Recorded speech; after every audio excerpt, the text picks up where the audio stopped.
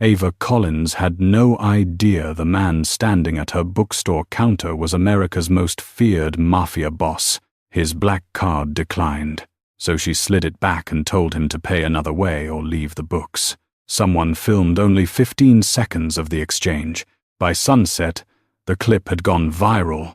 Strangers were calling it flirting, and the entire city believed Roman Duca had finally met the one woman who could reject him. The problem was, Ava wanted nothing to do with the rumor. Roman, however, kept coming back for more books, and eventually, even he stopped pretending that was the only reason. The bookstore had always been quiet enough for people to hear pages turning. That afternoon, silence meant something entirely different. For several long seconds after Roman DeLuca walked out the door, nobody moved. The tiny bell above the entrance gave one last gentle ring before settling back into stillness. Yet the tension he left behind lingered between the crowded shelves. Only after his black sedan disappeared around the corner did conversations begin again. They started as whispers. "I can't believe that was him. Did she seriously tell Roman DeLuca to leave? I thought she was going to apologize. I thought someone was going to die." Ava sighed and began arranging the stack of cash beside the register before placing it into the drawer. "He bought 12 books," she muttered to herself. That's all that happened. To her, it really was. Customers came into the shop every day with different wallets, different jobs, different attitudes. Some wore expensive suits, some paid in loose change. Some stayed for hours reading the first chapter before deciding against a purchase. Money never interested Ava. Books did. She picked up the declined credit card receipt, crumpled it, and tossed it into the trash. The transaction was finished. Or so she believed. Across the street, however, someone had already replayed a short phone recording 3 times. The video had begun only after the card machine displayed its error message. It completely missed Roman calmly reaching for cash. It also cut off before he paid. Instead, the recording showed only the bookstore owner sliding an impossibly expensive black card back across the counter while saying, "Either pay another way or leave the books." Then the camera swung toward the whisper, spreading through the room. "That's Roman DeLuca." The clip ended there. 15 seconds. No context, no conclusion. Exactly the sort of video the internet loved. Within minutes, it landed on several local social media pages. The captions grew more dramatic every time someone reposted it. Bookstore owner humiliates billionaire. Woman rejects Mafia boss in public. Only person brave enough to embarrass Roman DeLuca. By late afternoon, strangers who had never stepped inside the bookstore were confidently explaining what had happened. Most of them were wrong. Ava remained blissfully unaware. She spent the next hour repairing the torn spine of a first-edition travel journal while helping an elderly customer search for forgotten poetry collections. When the older woman finally left, the front door opened again. 3 college students walked in together. None of them looked at the books. Instead, they looked directly at Ava. "So," one of them asked with an excited grin, "what's he really like?" Ava blinked. "I'm sorry?" "Roman DeLuca, the Mafia boss. Were you scared?" She frowned. "Should I have been?" The 3 exchanged disappointed glances, as though she had ruined the ending of a movie. One reluctantly bought a $5 paperback before leaving. Outside, another customer was already walking toward the entrance. Then another. By closing time, more people had visited than on most Saturdays. Yet very few purchased anything. Most wandered around pretending to browse while stealing curious glances at the register where the famous encounter had supposedly happened. Ava locked the front door with a puzzled expression. "I sold fewer books than usual," she murmured, studying the day's receipts. "How is that even possible with twice as many customers?" She chalked it up to coincidence. The answer arrived the following morning. She unlocked the store just before 9. By 9:15, every chair near the front window was occupied. People photographed the counter. People whispered while pointing toward the entrance. Someone asked if this was the place from the video. Another customer purchased a worn detective novel simply because Ava had touched it while answering a question. At 10 o'clock, a young woman wearing oversized sunglasses walked in, bought nothing, filmed 5 seconds of the shelves, smiled knowingly at Ava, and whispered, "Good luck with your boyfriend." "My what?" "The Mafia boss." Before Ava could respond, the woman had already uploaded another video. The rumors had evolved overnight. Apparently, the confrontation had become flirting.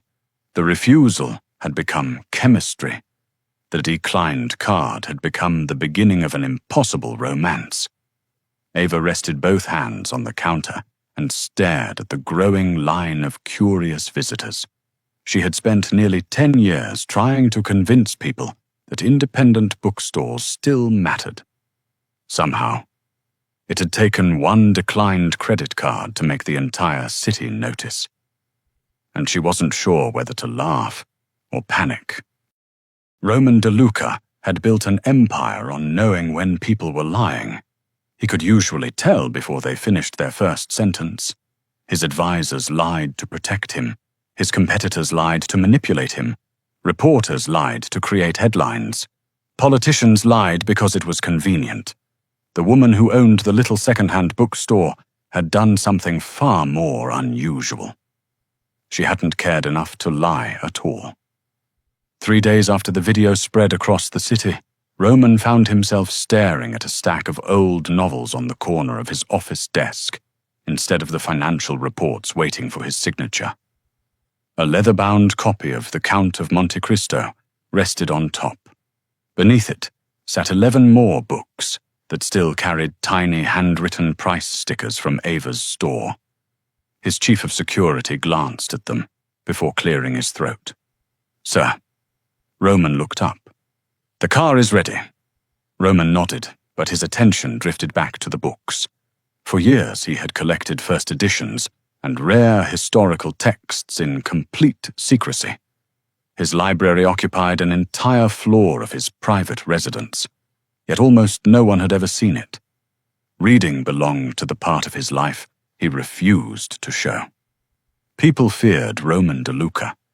They did not imagine him spending quiet evenings comparing translations of Homer or rereading 19th century novels. He preferred it that way. Unfortunately, every time he looked at the books from Ava's store, he remembered her expression. No fear, no admiration, no attempt to impress him. Just mild impatience because his payment hadn't gone through. It was strangely refreshing. His phone buzzed. Marco, one of his oldest advisors, appeared on the screen. "You've seen the internet?" "I have." "They think you're dating." Roman pinched the bridge of his nose. "They're wrong?" "I know they're wrong." Marco paused. "The problem is, nobody else does." Roman opened another headline. "Mafia boss secretly courting curvy bookstore owner." Another. "Love story or power play." Another. "The only woman who isn't afraid of Roman DeLuca." He closed the phone. "This is ridiculous," Marco smiled. "So go tell her." Roman looked up. "Tell her what?" "That you're sorry," Roman frowned. "For what?" "For accidentally turning her bookstore into a tourist attraction." Across town, Ava was discovering just how exhausting accidental fame could become. Someone asked where Roman usually stood. Someone else wanted a selfie behind the register. A pair of teenagers bought 2 books they admitted they never intended to read, simply because this was the Mafia bookstore. Every time Ava corrected them, another customer repeated the rumor. She had never worked harder. She had also never been more irritated. Books disappeared from the shelves faster than ever, but too many customers treated the shop like an attraction instead of a bookstore. Late that afternoon, the front bell chimed again. Without looking up from a box of newly restored classics, Ava spoke automatically. If you're here to ask whether Roman DeLuca has been back, the answer is no. Silence. She looked up. Roman stood in front of the counter. Oh. For the first time since they met, he looked almost uncomfortable. I seem to have chosen unfortunate timing. You think? I do. Neither of them spoke for several seconds. Finally, Roman placed a small paper bag on the counter. I came to apologize. Ava blinked. For your credit card? For everything that happened afterward. She studied him carefully. You uploaded the video? No. You told people we were secretly in love? Certainly not. Then what exactly are you apologizing for? Roman considered the question. My existence appears to have complicated your business. Despite herself, Ava laughed. It escaped before she could stop it. The sound surprised both of them. That's the strangest apology I've ever heard. It is also sincere. She folded her arms. I believe you. The tension eased almost instantly. Roman pushed the paper bag toward her. I brought back one of the novels. She frowned. You didn't like it? I finished it. Already? I read quickly. She opened the bag. Inside was the restored copy of The Count of Monte Cristo. Carefully tucked beside it was a handwritten list. 6 more titles. Ava stared at him. You came to apologize. Yes. And somehow left yourself another shopping list? Roman looked at the paper as though noticing it for the first time. It would appear so. She couldn't help smiling. I suppose I should find these for you. I would appreciate that. 20 minutes later, 6 more books sat neatly stacked on the counter. Roman examined each one with obvious interest. You actually read these? Ava asked. I do. History. Mostly. Classics. Frequently. You don't seem like someone who enjoys novels. I've been told I don't seem like someone who enjoys anything. That earned him another laugh. As she totaled the purchase, Ava shook her head. You know, most people buy 1 book to see if they like an author. I've never been particularly patient. No, she admitted. I noticed. She handed him the receipt. This time, Roman didn't reach for the black credit card. Instead, he quietly counted cash onto the counter. Ava looked at the bills, then at him. You know, your card might actually work today. I'm aware. So why cash? Roman's expression remained perfectly calm. It seems less memorable. She raised an eyebrow. I think it's a little late for that. For the first time, the corner of his mouth lifted into the faintest smile. As he walked toward the door carrying another impossible stack of books, Ava realized something unexpected. She had spent nearly half an hour talking to the most feared man in America. Almost none of the conversation had been about crime. It had been about books. Unfortunately, 3 customers had watched every second, and each of them was already reaching for a phone. The following Monday, the bookstore felt almost normal again. Almost. The line outside no longer stretched halfway down the block, but curious visitors still wandered through the narrow aisles, hoping to witness another unforgettable encounter. Most left disappointed. Roman didn't appear. Tuesday passed, then Wednesday. By Thursday afternoon, Ava had finally convinced herself that the strange chapter of her life was ending. She found, to her own surprise, that the realization was slightly disappointing, not because she believed the ridiculous rumors, but because their conversations about books had become the most unexpectedly enjoyable part of her week. She quickly dismissed the thought. He was simply a customer, an unusually famous one. Nothing more. Instead, she threw herself into preparing for the neighborhood reading festival that the local business association organized every autumn. Independent bookstores rarely attracted much attention, so the event mattered. If enough families attended, several small shops could survive another difficult winter. That afternoon, another bookstore owner arrived carrying 2 heavy boxes filled with donated children's novels. Ethan Morris looked permanently cheerful, as though life had personally apologized to him for every inconvenience. "Please tell me these stairs got shorter." "They didn't." "I was hoping." Ava laughed and helped him carry the boxes inside. Ethan owned another independent bookstore across town. They had spent years recommending customers to each other whenever one store lacked a particular title. Competition never made sense to either of them. Readers eventually bought more books when bookstores worked together instead of treating each other as enemies. As they sorted donations across the large wooden table, Ethan held up a faded mystery novel. "Festival prize?" "No." "Why not?" "The ending is terrible." "You've said that about 6 different books." "Because 6 different authors disappointed me." Ethan grinned. "You know that's why people keep coming back here, right?" "My devastating customer service." "No." "You remember every book they've ever hated." She shrugged. "Life's too short for disappointing endings." Neither of them noticed someone had paused outside the front window. A black sedan stood quietly across the street. Inside, Roman DeLuca stared through the glass. His driver glanced into the rearview mirror. "We can leave if you'd prefer." Roman didn't answer immediately. He watched Ava laughing at something Ethan had said while they arranged books together. She looked relaxed, comfortable. Nothing like the guarded expression she wore whenever strangers entered, hoping for gossip instead of literature. For reasons he couldn't explain, the sight unsettled him. Not because Ethan had done anything inappropriate, simply because making Ava laugh seemed effortless. Roman disliked that realization far more than he should have. His phone buzzed. "Marco, you're outside the bookstore again, aren't you?" Roman looked toward the dashboard camera. "How do you know where I am?"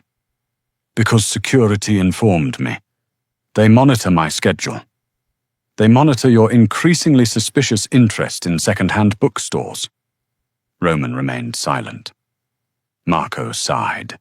"You've visited 4 times in 2 weeks. I've purchased books. You've purchased 24 books. I read. You also own the largest private library I've ever seen." Roman looked back toward the window. "I require additional shelves." "You require honesty." Roman ended the call. 5 minutes later, he stepped out of the car. The bell above the bookstore door rang. Ava looked up first. "So," she said without missing a beat, "did you actually finish the 6 books?"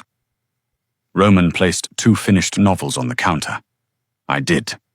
Ethan's eyebrows rose. "You read those in less than a week?" Roman nodded. Ethan extended a friendly hand. "Ethan Morris." Roman accepted the handshake. "Roman." "I know." The silence that followed lasted just long enough to become awkward. Ava rescued the conversation. "Ethan's helping with the reading festival." Roman glanced toward the stacks of donated books. "I see." Ethan smiled. "You read much?" Before Roman could answer, Ava spoke first. "Apparently enough to keep my business alive." Roman looked at her. "I thought you disliked wealthy customers." "I dislike wealthy customers who think money replaces personality." "And me?" "You argue about literature." She considered him for a moment. "That's significantly better." Ethan laughed so hard he nearly dropped a box of paperbacks. Roman wasn't entirely certain why, but hearing another man make Ava laugh again irritated him far more than it should have. The feeling was unfamiliar. He had negotiated billion-dollar acquisitions without raising his pulse. Yet watching Ethan casually tease Ava made him strangely restless. Trying to ignore it, Roman picked up one of the festival flyers. "You expect many visitors?" "We hope so," Ava replied. "The neighborhood needs something that isn't another food festival." Roman nodded thoughtfully. "I'll stay out of the way." "You don't have to." "I suspect my presence attracts the wrong audience." She couldn't argue. He was right. Even now, two pedestrians had slowed outside after recognizing him through the front window. One immediately lifted a phone. Roman quietly placed the flyer back on the table. "I should leave." Before anyone could stop him, he purchased 3 more novels, paid in cash once again, and walked toward the exit. Ethan watched him disappear through the glass door. Then he turned to Ava with a grin that was impossible to misinterpret. "So," she sighed. "No, you didn't even let me finish. I know exactly what you were going to ask. And the answer is still no." Ethan folded his arms. The man bought 3 books he didn't even come here for. He came for books. He came for you. Ava busied herself rearranging a display that didn't need rearranging. Across the street, Roman's bodyguards loaded another stack of novels into the trunk. One finally looked at the other and whispered, "Do you think the boss has developed an unhealthy interest in bookstores?" The second guard glanced at the growing collection. "I stopped believing this was about books sometime around novel number 20. Roman heard every word. He pretended he hadn't. For the first time in years, America's most feared Mafia boss found himself unable to decide which was more dangerous: the rumors everyone else believed, or the possibility that they were beginning to contain a very small amount of truth. The reading festival was only 3 days away when Vanessa Pierce finally decided the bookstore was fashionable enough to visit. She arrived with a camera crew, a stylist, and the unmistakable confidence of someone accustomed to every room becoming quieter the moment she entered it. Her designer heels clicked across the old wooden floor while her assistant filmed every shelf from multiple angles. None of them reached for a single book. Ava noticed immediately. She was helping a little girl choose her first mystery novel when Vanessa approached the register with an immaculate smile. "So this is where the magic happened." Ava looked up. "I'm sorry?" "The famous bookstore." Vanessa slowly removed her sunglasses, the one that caught Roman DeLuca. Several customers immediately turned toward the counter. Ava forced herself to remain calm. "You'll have to be more specific." Vanessa laughed softly. "The internet certainly has." Without waiting for permission, she turned toward her camera. "We're here with everyone's favorite bookstore owner." She extended one elegant hand toward Ava. "The Mafia boss's little book girl." A few people chuckled. Others lifted their phones. Ava had spent weeks rebuilding the bookstore's reputation as a place for readers instead of rumors. In 5 careless words, Vanessa had undone much of that work. Still, Ava refused to react emotionally. She finished wrapping the child's purchase before speaking. "My name is Ava Collins." "Of course. I've owned this bookstore for almost 10 years. Vanessa smiled politely. "And now, everyone finally knows it." The implication was obvious. Without Roman, nobody would have cared. Several customers exchanged uncomfortable glances. Even Ethan, who had been arranging festival posters near the front window, stopped what he was doing. Ava rested both hands on the counter. Her voice remained steady. "This bookstore existed before Roman DeLuca walked through that door." She met Vanessa's eyes. "It will still exist if he never comes back." The room fell silent. Vanessa tilted her head. "That's a lovely sentiment." "It's also true. But surely you've benefited from the attention." "I've benefited from people discovering books." Ava looked around the room. "I hope they come back, because they found stories they love. Not because they're hoping to photograph someone else's life. The answer wasn't dramatic. It wasn't angry. It was honest. Ironically, honesty often carried further than outrage. Vanessa's smile stiffened. Before she could reply, the bell above the entrance rang. Nobody needed to look twice. Roman DeLuca had returned. He paused just inside the doorway, after immediately sensing the unusual silence. His gaze moved from the filming equipment to Vanessa, then finally to Ava. Something had happened. He simply didn't know what. Vanessa recovered first. Perfect timing. She beamed toward the camera. Now we have both halves of our favorite internet couple. Roman's expression never changed. I'm afraid you've misunderstood. Oh? I came to buy books. She laughed. That's adorable. The word lingered in the air, longer than it should have. Roman slowly walked toward the counter. Instead of browsing the shelves, he stopped beside Ava. He looked at the camera, then at Vanessa. You suggested this business became successful because of me. Vanessa nodded confidently. I think everyone would agree. Roman considered her statement for a brief moment. No. His voice remained quiet. Calm. Controlled. Which somehow made every word carry more weight. I invest in hundreds of companies. He folded his hands behind his back. Technology firms. Hotels. Shipping. Real estate. Publishing. My investment office maintains a portfolio worth several $billion. He paused. This bookstore is not part of it. The silence deepened. I have never financed it. I have never purchased an ownership share. I have never paid its employees. I have never covered its expenses. Roman glanced toward the worn shelves surrounding them. Everything you see here. He turned toward Ava. She built herself. No grand declaration followed. No romantic speech. No dramatic defense. Just facts. Simple. Direct. Impossible to misunderstand. The effect was immediate. Even Vanessa seemed momentarily unsure how to continue. Someone near the history section quietly started clapping. Another customer joined. Then another. Within seconds, applause spread through the bookstore. Not for Roman. For Ava. She looked visibly embarrassed by the attention. I really don't think this is necessary. It probably is, Ethan said from across the room. You've spent years earning this. The applause slowly faded. Vanessa lowered her phone.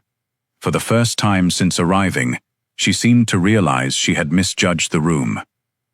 She offered a polite smile that failed to reach her eyes. Well, I think we've captured everything, she signaled to her crew. Within moments, they were gone. The bookstore felt noticeably lighter. Ava let out a slow breath. I didn't ask you to do that. Roman nodded. I know. So why did you? He glanced around at the shelves. Because people should receive credit for the work they actually did. She looked at him for several long seconds. Then, almost absent-mindedly, she reached beneath the counter and produced a newly restored first edition. I've been saving this. Roman accepted it carefully. You thought I'd like it? I knew you would. He smiled faintly. You've become rather good at recommending books. I remember what my customers enjoy. There it was again. Customers. Not billionaire. Not mafia boss. Just another reader. Roman realized he had begun looking forward to hearing her call him exactly that. Unfortunately, outside the bookstore, someone had already uploaded another video. This one showed only Roman publicly praising Ava, while she handed him a carefully chosen book. The caption appeared less than 10 minutes later. The mafia boss just defended his girlfriend in public. By evening, the rumors were larger than ever. The reading festival ended with more visitors than anyone had expected. Children left carrying worn adventure novels tucked beneath their arms. Retired teachers donated boxes of forgotten classics. Several local businesses agreed to sponsor next year's event. For the first time in years, Ava allowed herself to believe the bookstore might actually survive. Unfortunately, the internet had reached an entirely different conclusion.